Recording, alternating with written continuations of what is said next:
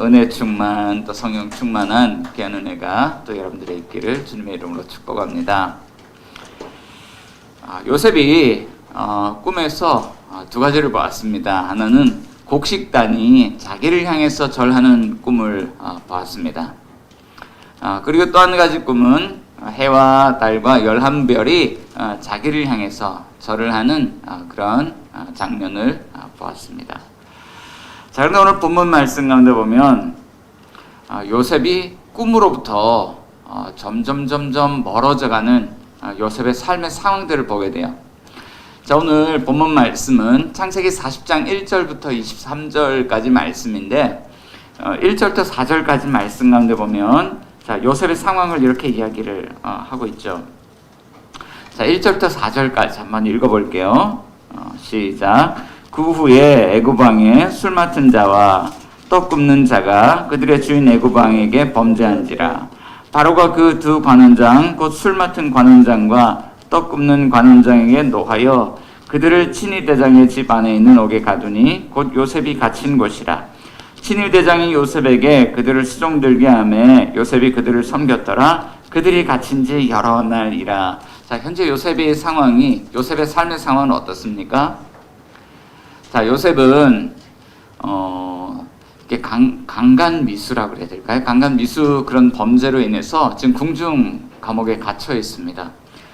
자, 그런데 그것이 또 어떤 일들을 하고 있냐면 정치범으로 인하여서 감옥에 들어간 왕의 신하들, 그 범죄자들의 죄수들의 수종을 드는 그런 종의 역할을 또 하고 있죠.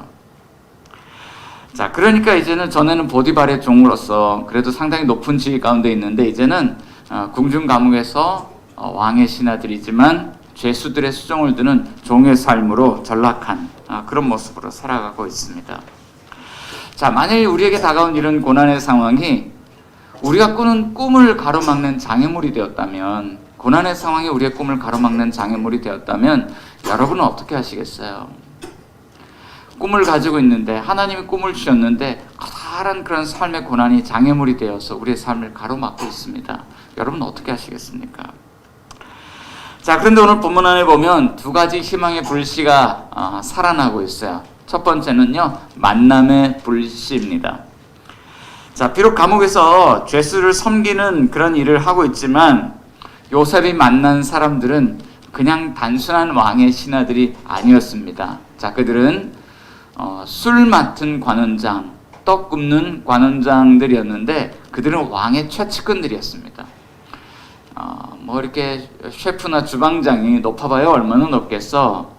그렇게 이야기할 수 있지만 이 사람들은 하루 삼시세끼를 가지고 왕의 음료를 책임지고 왕의 음식을 책임지는 사람들이었는데 날마다 왕에게 가장 자주, 가장 가까이 나아갈 수 있는 그런 사람들이었어요. 그러니까 왕에게 가장 신뢰를 받는 사람들. 자, 그리고 그들은 목숨을 걸고 왕을 지키는 사람들이었죠. 왕이 음식을 먹기 전에 혹시 음식에 독이 들어있는지 안 들어있는지 확인하기 위해서 왕의 음식을 먼저 맛보는 사람들.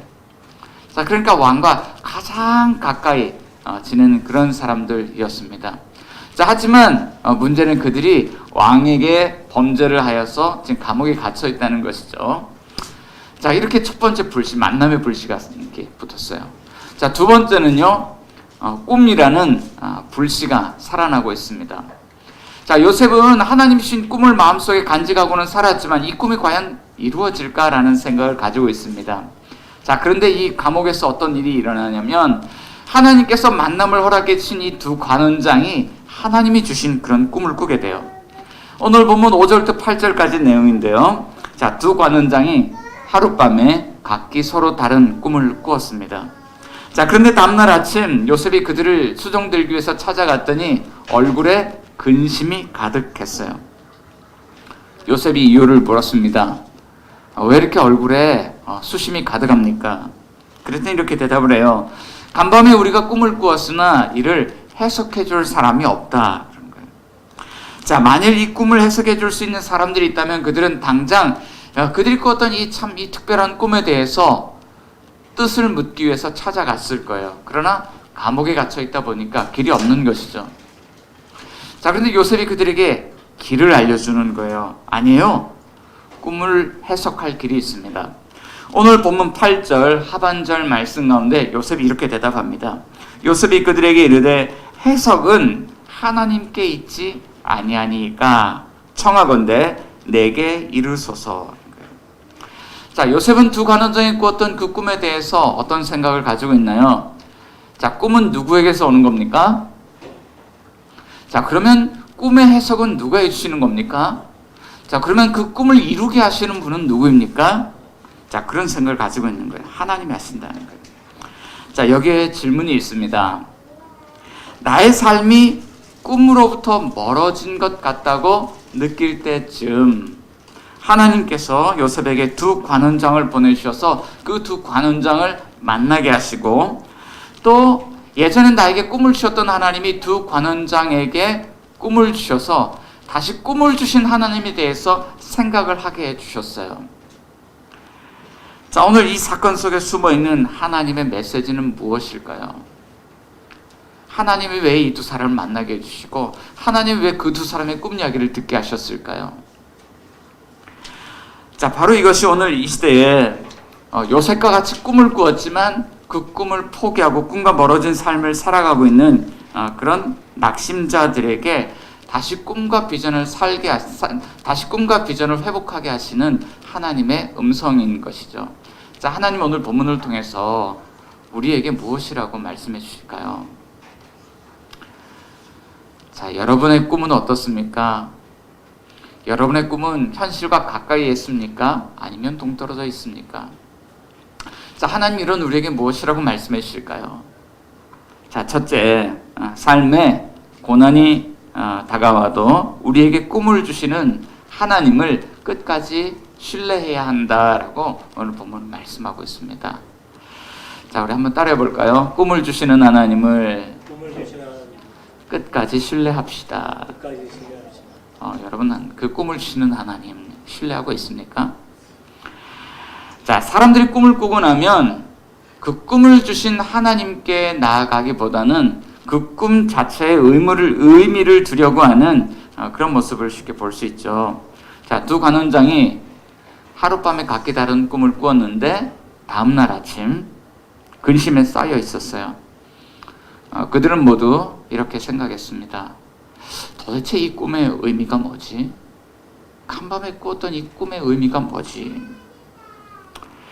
자, 그런데 재미있는 것은 오늘 창세기의 말씀이 기록되던 그 순간이나 오늘 지금 이 시대를 살아가고 있는 우리들이나 똑같은 생각을 갖고 있다는 거예요.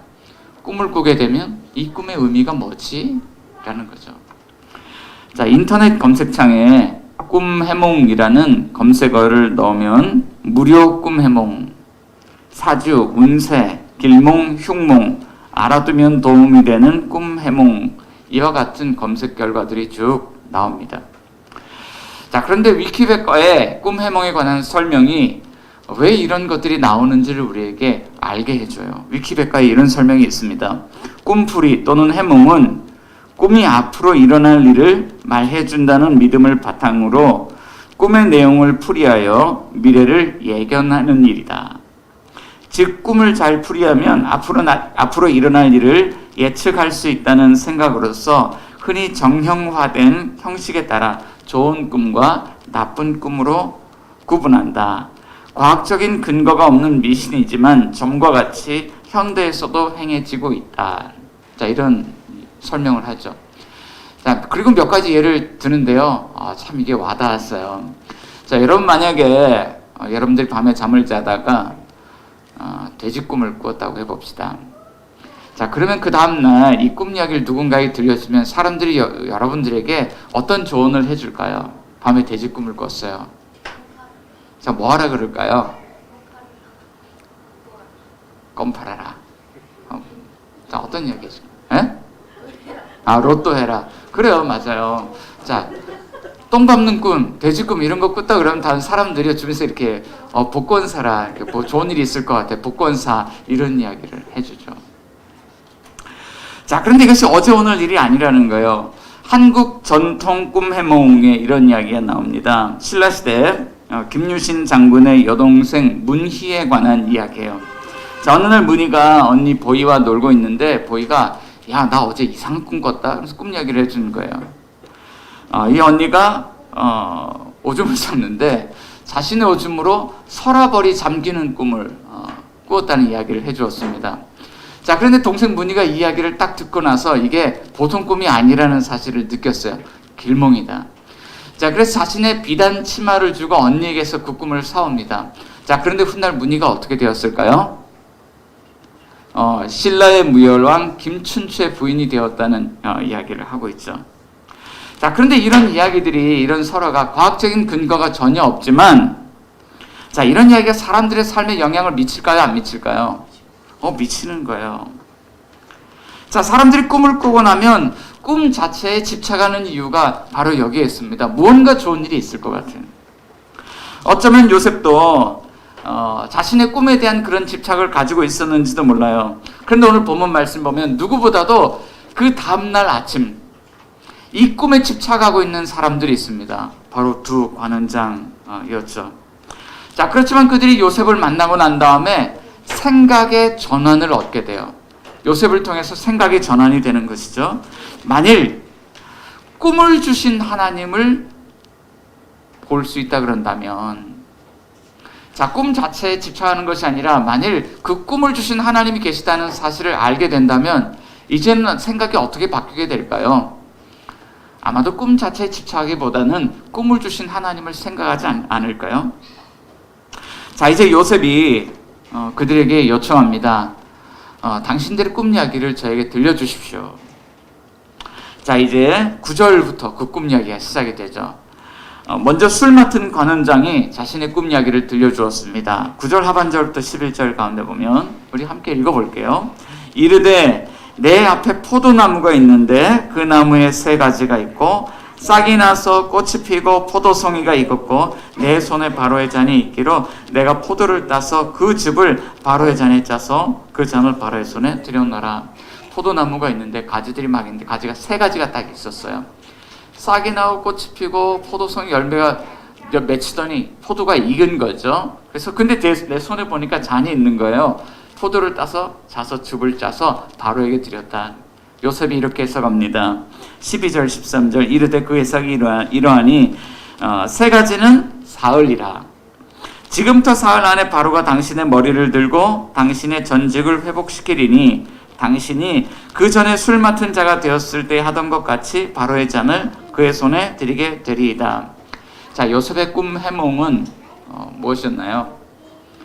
술 맡은 관원장이 전직을 회복한다, 복직한다는 그런 꿈 해석이었어요. 그러면서요, 이 길몽이에요. 해석하고 나니까 너무 좋은 일이 있을 것 같아요. 만약에 잘 되면 그때 오늘 제가 꿈 해석한 것을 잊어버리지 마시고 나를 좀 기억해 주세요 라고 이제 요셉이 부탁을 하죠. 자, 너무나도 좋은 이야기를 들었습니다. 그랬더니 옆에서 근심하고 있던 떡 굽는 관원장이 그러면 내 꿈도 한번 들어보시오 이야기를 하는 거예요. 자, 16절과 17절에 떡 굽는 관원장이 자신의 꿈 이야기를 들려줍니다. 16절 하반절부터 읽을게요. 이르되 나도 꿈에 보니 흰떡 새 광주리가 내 머리에 있고 맨 윗광주리에 바로를 위하여 만든 각종 구운 음식이 있는데 새들이 내 머리의 광주리에서 그것을 먹더라 하는 거예요. 자, 꿈을 꿨는데 떡 있는 광주리가 머리에 있는데 이 광주리가 3개가 있습니다. 자, 그런데 거기를 이렇게 드니까 새들이 와서 그 떡을 먹더라는 거예요. 야, 이게 무슨 뜻일까? 자, 요셉이 어떻게 해석했을까요? 자, 18절, 19절에 해석을 이렇게 들려주죠. 이르되 그 해석은 이러하니 새 광주리는 사흘이라. 지금부터 사흘 안에 바로가 당신의 머리를 들고 당신을 나무에 달리니 새들이 당신의 고기를 떠 먹으리이다. 자, 무슨 해석인가요? 좋은 꿈인가요? 나쁜 꿈인가요? 나쁜 꿈이죠. 자, 당신도 사흘 안에 일이 일어날 것입니다. 당신은 사흘 뒤에 나무에 매달려 새들이 당신의 머릿고기를 뜯어먹게 될 것입니다. 당신은 죽을 것입니다. 이런 내용이었죠. 자, 과연 요셉이 꿈을 이렇게 해석해 주었는데 이 두 관원장의 운명은 어떻게 되었을까요? 자, 이제 20절부터 22절 사이에 그들의 운명을 이렇게 이야기를 해줍니다. 제3일은 바로의 생일이더라. 자, 사흘 뒤 바로의 생일이 찾아왔습니다. 애굽왕 바로가 태어난 날. 자, 그런데 태어난 날일 수도 있고요. 혹은 이런 날일 수도 있습니다. 바로가 왕으로 즉위한 날.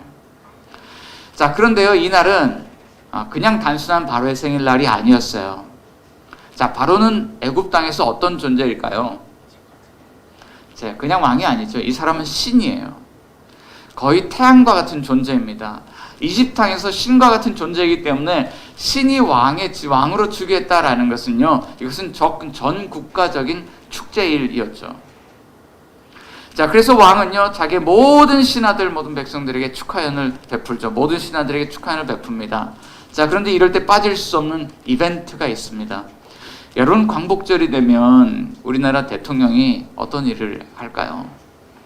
광복절 특사, 특별 사면, 이런 일을 하죠.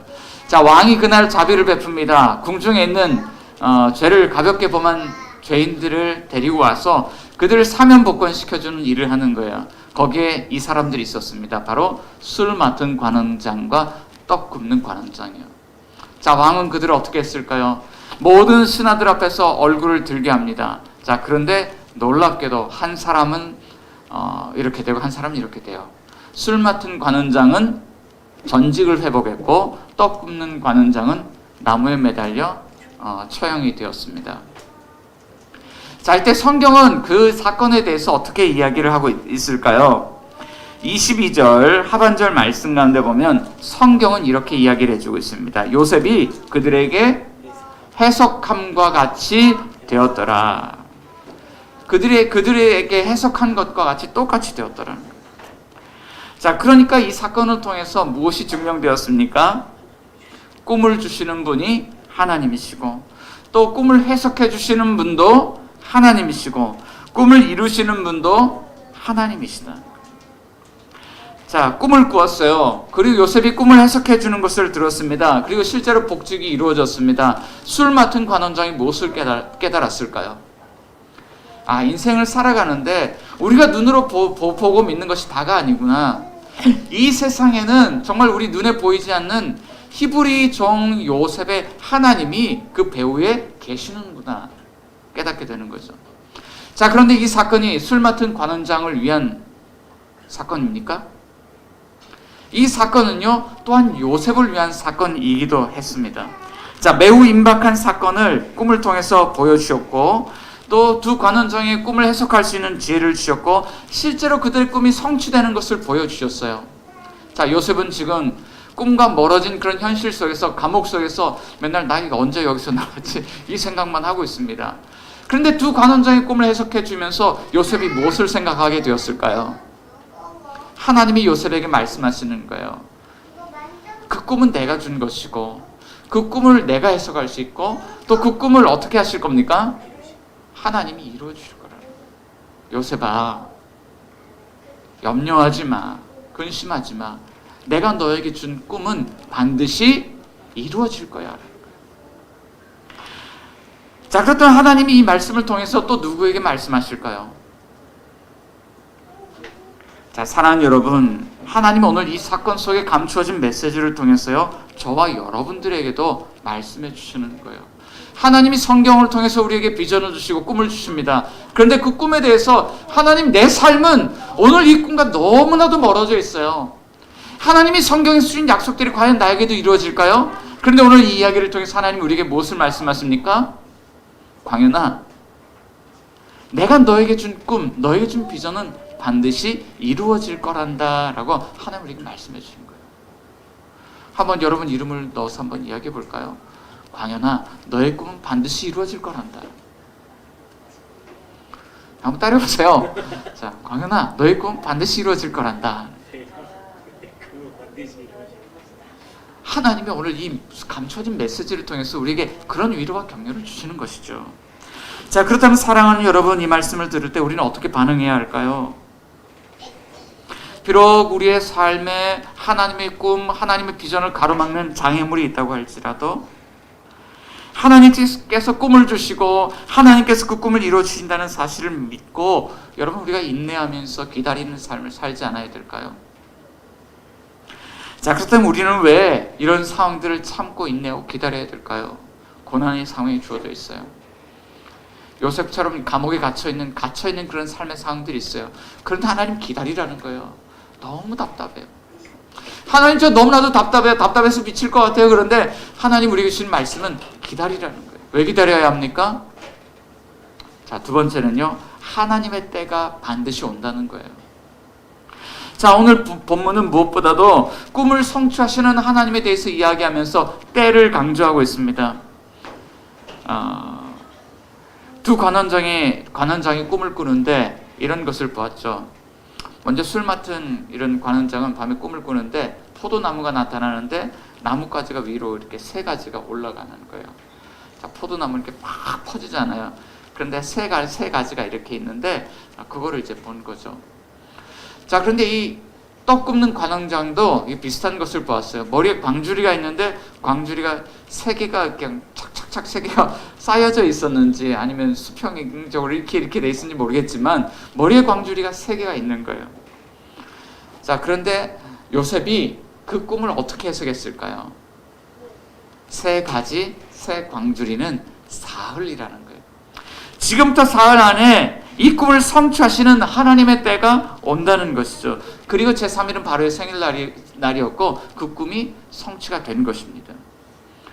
자, 그런데 요셉의 마음도 두 관원장의 꿈처럼 좀 빠른 시간 안에 어떤 일이 좀 일어났으면 하는 그런 마음이 있어요.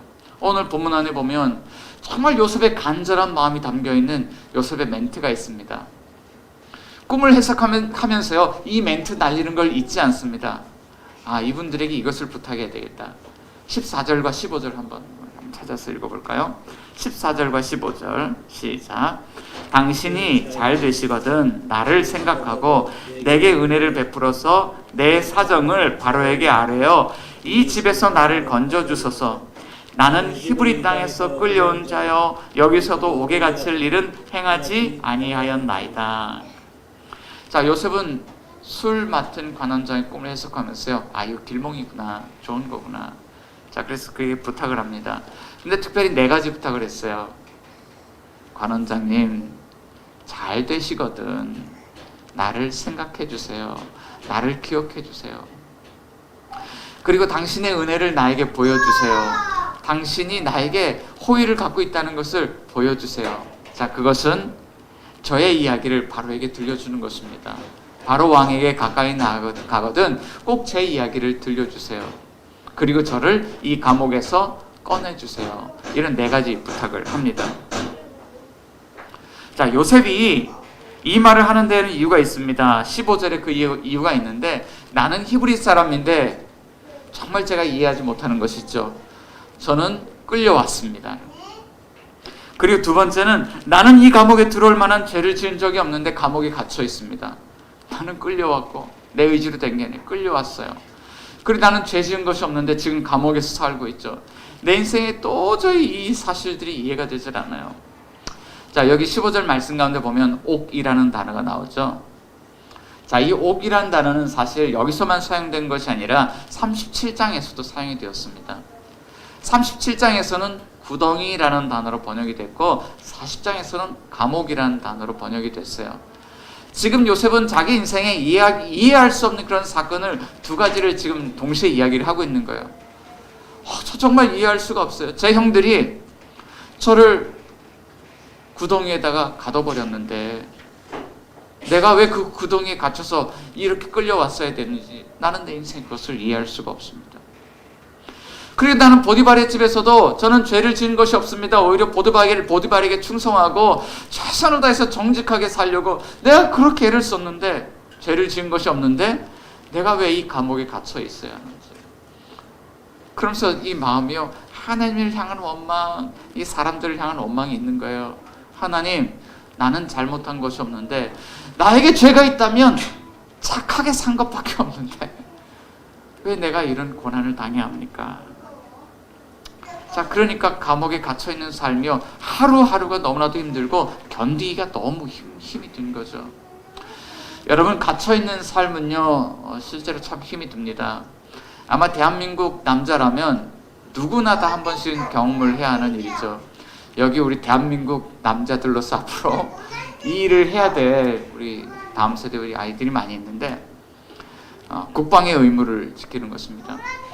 저는 1996년 8월부터 1992년 2월까지 대한민국 공군으로서 30개월 만기 제대를 했습니다.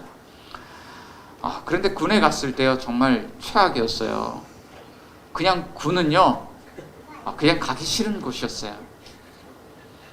자, 그런데 이게 영장이 나왔으니까 가야 되잖아요. 국방의 의무를 지키기 위해서 훈련소에 입소를 했습니다. 그런데 입소하고 그 다음날 현실을 깨달았어요. 내가 여기서 벗어날 수 없구나. 철책은 높고 시간에 맞춰서 움직여야 되고 우리 이제 우리 분대원들이 함께 이렇게 행진을 하고 있는데 마음 같아서는 옆으로 돌아서 철책을 뛰어넘어서 나가고 싶은데 거기서 벗어날 수가 없어요. 그 분위기 속에서 규칙에 의해서 살아가는 분위기인데 내가 30개월 동안 여기서 과연 살아나갈 수 있을까? 그러고요 군사훈련을 마치고 자대 배치를 받았습니다. 그래도 이제 훈련소에 있을 때는 동기들과 함께 있으니까 나름의 어떤 편안함이 있잖아요. 군대를 갔더니 제일 막내고 위에 고참들만 수두룩하게 있는 거예요. 당시 공군은요 6주에 한 번씩 2박 3일 외박을 주었습니다. 6주마다 한 번씩 나가는 게 하나의 희망이고 낙이에요. 그런데 몇 번 나가다 보니까 사람들이 이상한 생각을 하더라고요. 공군은요 맨날 나오는 줄 알아요. 그런데 실제로 군생활 하는 사람들은요 그 6주간이요 대단히 견디기가 힘듭니다. 제가 취사장에서 밥을 냈었는데요. 다른 사람들은 달력에 한 번씩만 이렇게 꼽표를 치면 돼요. 하루에 한 번씩. 근데 저는 메뉴판에 3번을 곱하기를 해야 돼요. 시간이 얼마나 안 가겠어요. 자, 그래도 이 국방의 의무라는 것은 해야 되니까. 그래도 6주에 한 번씩 나갈 수 있으니까. 그래도 그런 희망을 가지고 거기서 버틸 수가 있잖아요. 하지만 요셉은 어땠을까요? 감옥에 갇혀 있는데 하나님 나는 왜 이 감옥에 갇혀 있는지 도저히 이해할 수가 없어요. 그리고 언제 풀려날지도 몰라요. 그러니까 이런 생각을 하지 않았을까요? 나 언제까지 이렇게 살아야 되지? 평생 이렇게 살다가 나 여기서 썩어서 그냥 내 인생 끝나는 거 아니야? 자, 게다가 결정적으로 술 맡은 관원장이 배신을 했어요. 그렇게 부탁을 했는데 23절 한번 보실래요? 23절 읽어봅시다. 시작. 술 맡은 관원장이 요셉을 기억하지 못하고 그를 잊었더라. 잘 됐어요. 복직됐습니다. 그런데 잊어버렸죠. 요셉이 어떤 감정을 느끼고 있을까요? 부글부글 올라오는 거예요. 그렇게 답답해하고 근심하던 사람들이 꿈을 해석해줘서 마음을 시원케 해줬는데 나를 이렇게 버리다니, 잊어버리다니. 배신감, 낙심, 삶에 대한 비관, 이런 감정들이 찾아오지 않았을까요? 자, 그렇지만 오늘 본문이 우리에게 들려주는 메시지는 무엇일까요? 자, 두 관원장의 꿈 이야기를 통해서 비록 나에게 다가온 이런 삶의 고난의 상황들이 이해는 되지 않지만 우리 인생은 하나님의 계획 속에 있고, 사람은 우리를 잊어버릴 수 있지만 하나님의 계획을 이루어 가신 그 하나님은 우리를 잊어버리실까요? 잊어버리지 않으실까요? 하나님은 잊어버리지 않으시고 그 꿈을 반드시 이루신다는 거예요. 자, 문제는요 우리가 이것을 기다리지 않는 것입니다. 내 힘으로 하나님의 때를 내 힘으로 한번 이루어 보려고 그 때를 통제하려고 하는 것입니다. 하나님을 바라보지 않고 사람을 바라보고 하나님의 주권을 신뢰하지 않고 나의 시간 계획표를 의지를 하니까 우리의 삶이 엉망이 되어버리고 마는 것이죠. 자, 그렇다면 우리는 어떻게 하나님을 신뢰하고 하나님의 때를 기다릴 수 있을까요? 자, 셋째, 하나님은 고난 중에도 하나님의 때를 기다릴 수 있도록 우리에게 삶의 증거를 보여주신다라고 말씀하고 있는 거예요. 자, 하나님이 우리에게 증거를 보여주시면 견딜 수가 있죠. 군복무를 30개월을 어떻게 하나고 했는데요. 그런데 시간이 갈수록요 하게 되더라고요. 시간이 지나면 지날수록 희망이 주어져요. 어떤 희망이 주어지냐면 처음에 갔는데요. 하도 저를 건드리는 고참들이 여럿이 있어서 정말 절망을 했습니다. 내가 이 사람들과 정말 너무나도 살기 힘든 이 지옥 같은 공간에서 어떻게 살아남지 그랬는데, 한 달 지나고 2달 지나는데 그 사람들이 하나씩 둘씩 사라지는 거예요. 제대를 합니다. 자, 그리고요, 제 밑으로요, 하나씩 둘씩 들어오기 시작합니다. 후임병들이 들어오는 거예요. 자, 그러면서 점점 삶이 수월해지고 가벼워져요. 한 사람 떠날 때마다 어떤 생각이 찾아오냐면, 나도 떠날 날이 올 거야. 처음에 이등병 갔더니 만기 병장 제대를 앞둔 우리 병장님이 저한테, 야, 눈 감아봐 그래요. 그 눈을 감았어요. 그게 앞으로 네 군생활이야. 그런데요, 한 사람 한 사람 떠나는데요, 눈에서요, 나도 떠날 날이 올 거야. 그날이 보이는 거죠.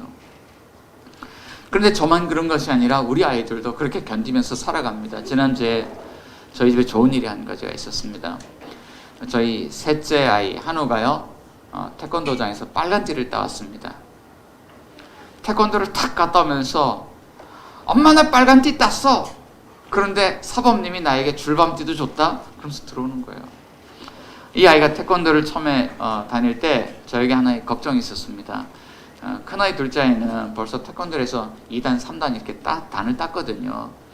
그런데 셋째가 형들과 이렇게 같이 태권도를 다니면서 태권도 잘 이렇게 배울 수 있을까? 잘 버틸 수 있을까? 그랬거든요. 그런데 요즘은 어떻게 하냐면 형들하고 같은 시간대 가지 않습니다. 혼자서 가요. 혼자서 자기만의 시간대에 가서 운동을 하고 옵니다.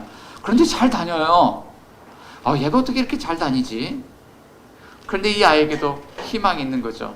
하얀 띠가 노란 띠가 되고, 노란 띠가 파란 띠가 되고, 파란 띠가 빨간 띠가 되면서 나도 그렇게 될 거야. 그런 희망이 있는 거예요. 그런데 이런 작은 삶의 증거들이 우리가 하나님의 때를 기다릴 수 있도록 하는데요, 이것이 우리에게 힘이 되는 것이죠. 자, 요셉이 그 증거들을 얻었습니다.